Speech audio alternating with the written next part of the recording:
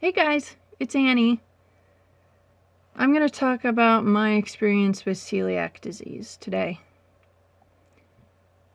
Now, some of you have already heard the term celiac or gluten, but for those of you who aren't aware of what that is, gluten is a protein that is similar in structure to the protein that lines your intestinal tract.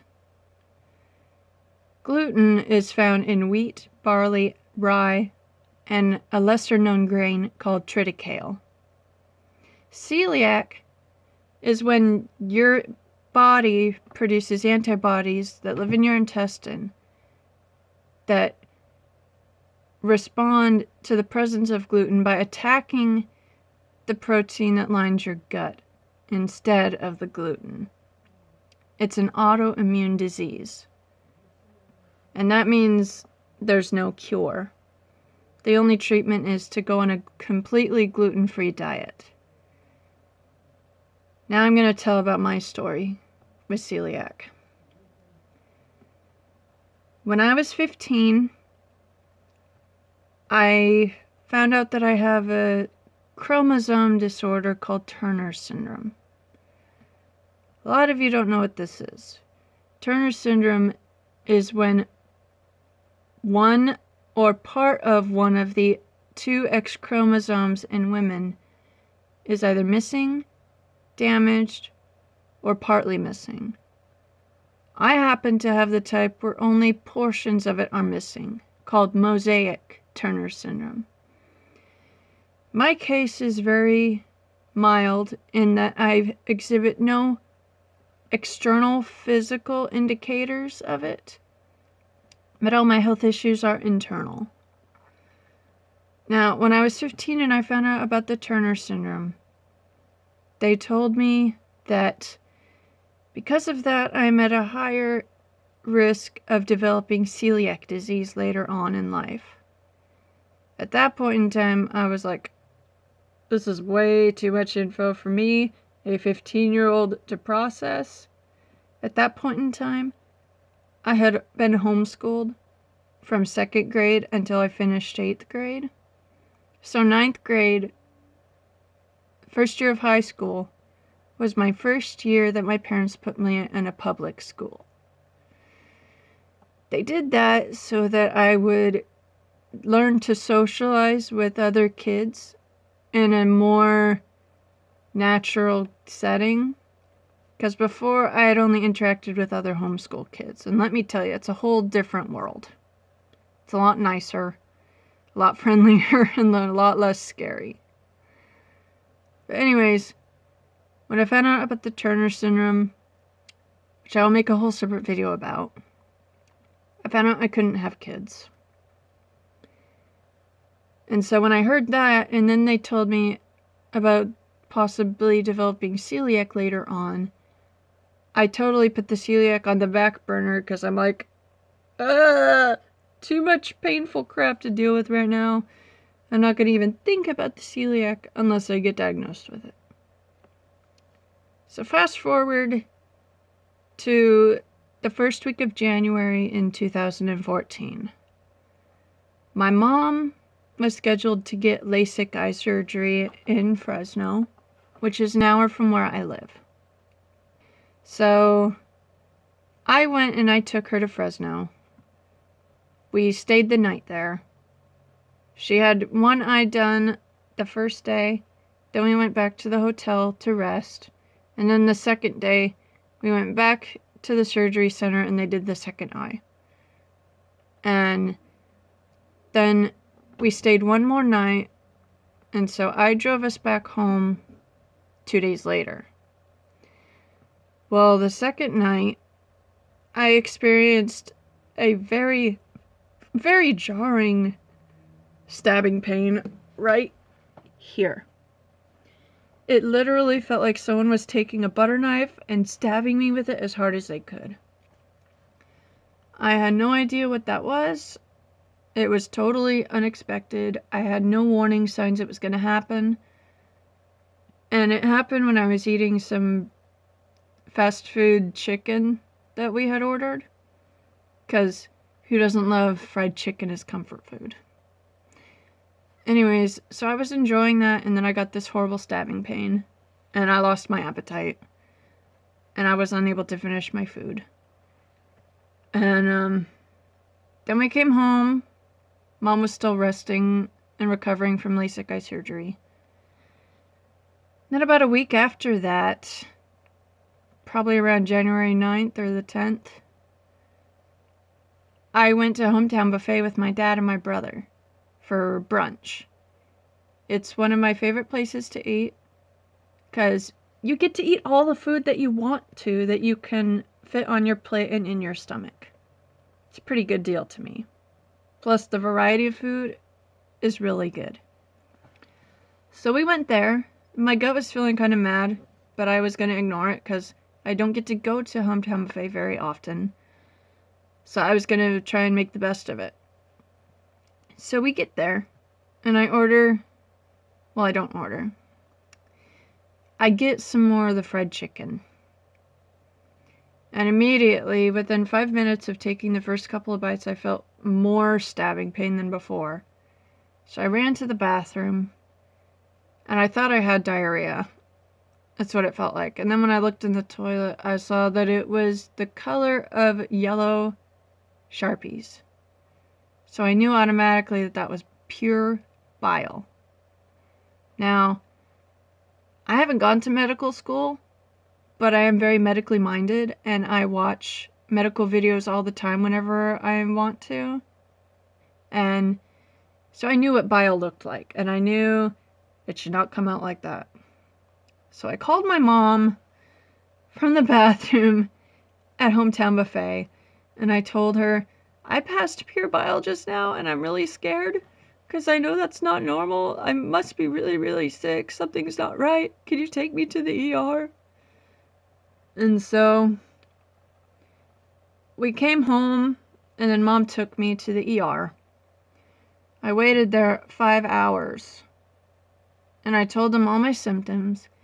They did an imaging test. They did blood work. All they could tell me was that the imaging looked normal and the blood results didn't show anything. And so I was like, are you kidding me? I passed pure bile and you can't find anything. So we went home very discouraged with no answers. And my health only continued to decline from there. I then told my primary doctor about all of this, and he ordered his own blood work, but he didn't include the celiac antibodies panel. And so the blood work he did run was a standard vitamin, hormone, and mineral level, and nothing that would determine celiac or anything like that. So he had no answers for me. I continued to get worse. Then a month or two later, my doctor thought, oh, maybe it's diverticulitis, which is a disease in the intestines where little tiny pockets, really tiny, like really, really tiny, they develop in your intestinal tract and cause food to get trapped there, and the trapped food can cause inflammation and pain. So he did an imaging study, and it wasn't diverticulitis. Not at all. So we were really discouraged and disappointed because we got no answers. Then, a month or two later, I'm still really sick. I'm so weak, I can't even get off of the couch without almost falling down. Like, I have the energy of a 90-year-old grandma. I'm basically on my deathbed.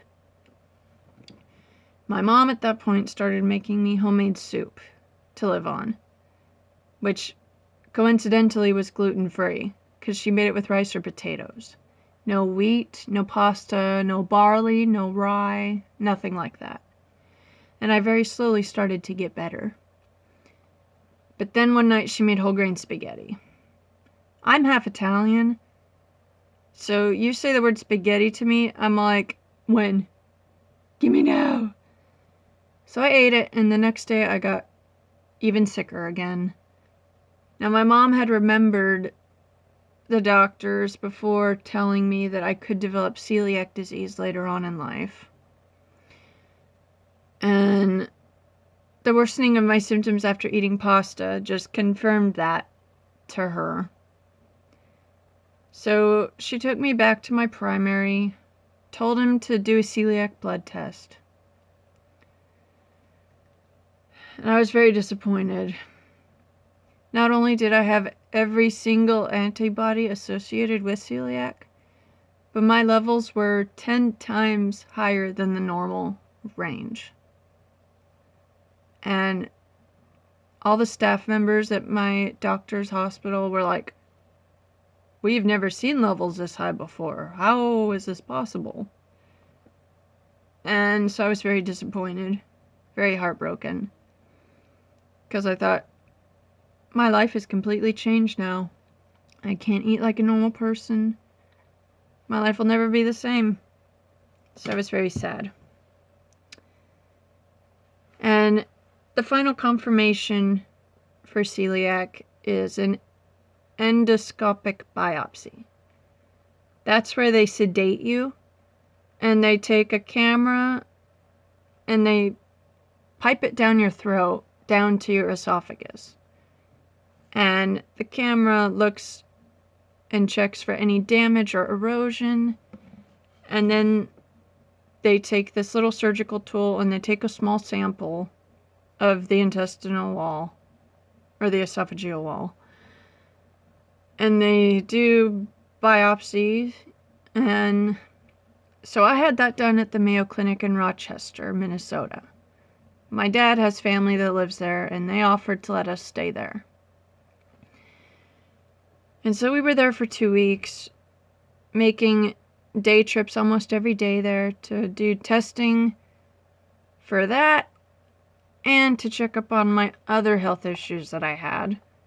Because when you're at the Mayo Clinic, you might as well get all your current health issues looked at by the professionals there, because they know better than any local doctors. So I came home very discouraged, very weak, and I resumed a gluten-free diet ever since. There have been times where I accidentally wasn't thinking and I ate something without fully checking the ingredients, assuming that it would be gluten-free, but it wasn't. Now for me, with my case of celiac, whenever I ingest gluten, I'm always very symptomatic the day after. I usually start feeling the symptoms around mid-afternoon the next day. I will get a headache. I will feel lightheaded and very dizzy. I will feel extremely fatigued, like I have the flu on steroids. I will be so weak that I can't even sit upright. So I have to lie down in my bed on my side if I want to look at my phone, because I'm too weak to hold my phone out here to look at it. I will also have stabbing abdominal pains and diarrhea that is comparable to that oh so famous scene in the movie Dumb and Dumber, or that scene in White Chicks, where the one dude who's lactose intolerant accidentally eats cheese. Living with this is not easy or fun. There are times I would love to get a full digestive tract transplant, but I know scientifically and medically that is not yet possible.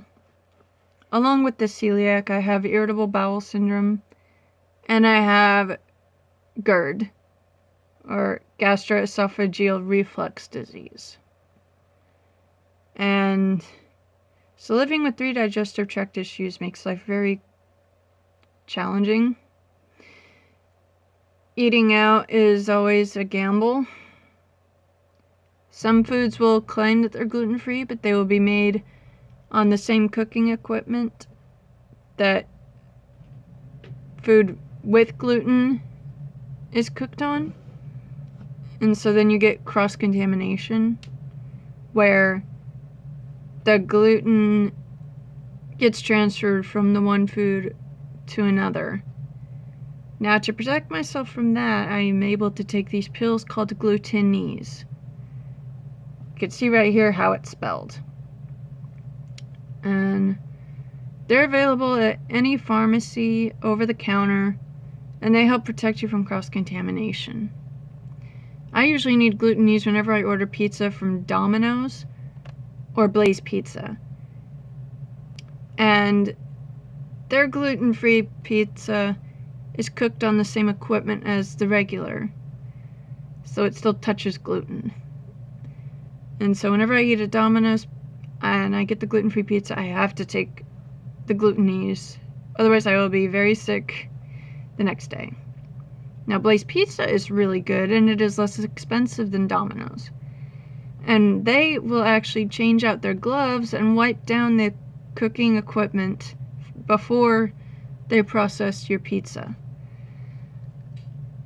But they don't change the pizza slicer. So dough from the regular pizza gets stuck on there, and then when they cut my gluten-free pizza, parts of that dough get stuck in there. So unless I take a ton of Glutenese, I still get very sick the next day.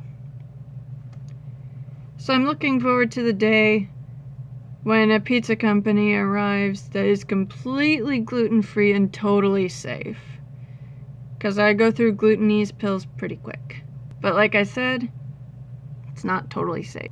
And I'm aware that Pizza Hut in certain locations has partnered with Udi's gluten-free brand.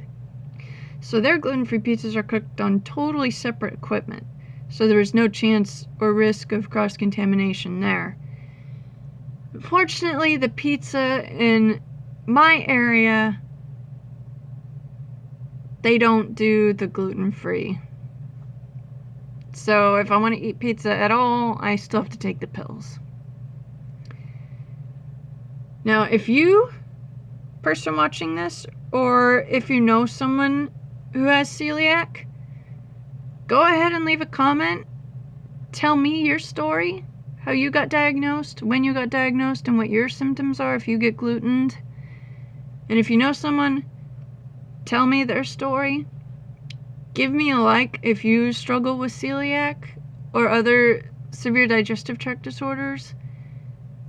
And go ahead and hit subscribe if you want to see other videos like this, where I will do videos about one medical issue at a time.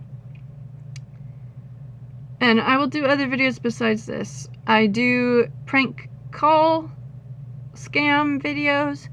I will do song parodies when my voice is up to it. And I will also do whatever I feel like doing. And I will also take any suggestions from you guys on what type of videos you want me to film. That's it for today. Bye!